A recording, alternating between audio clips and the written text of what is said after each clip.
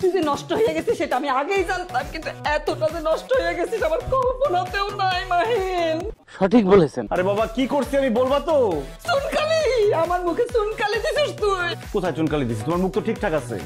পুরো পরিবারের মুখে চুনকালি দিছিস, বংশের মুখে চুনকালি দিছিস। এত চুনকালি আমি পাবো কোথায়? আমি কি চুনকালি ব্যবসা করি নাকি?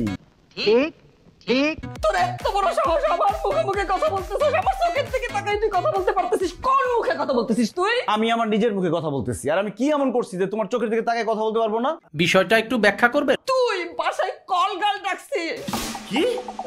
ছি ছি ছি ছি। ছি ছি ছি তো আমি বলবো। দিনে দুপুরে যে বাসায় তোর মা থাকে সে বাসায় এই কাজ করতে পারলি Mahin? A few inches later. তুমি কে? আমি কল গার্ল। আমি এই মেয়েকে ডাকি নাই। ইস, মিথ্যা কথা।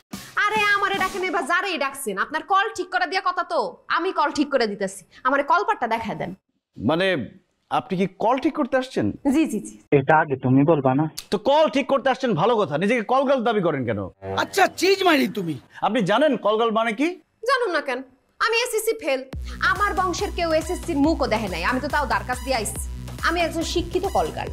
মানে এটা কোনো কথা? বুঝো অবস্থা। এবার সব ক্লিয়ার? এবার সব ক্লিয়ার সব। ओ भाई मारो मुझे, मारो मारो मुझे, मारो मारो। नहीं ये मजाक हो रहा है, एक सेकंड यार, मजाक हो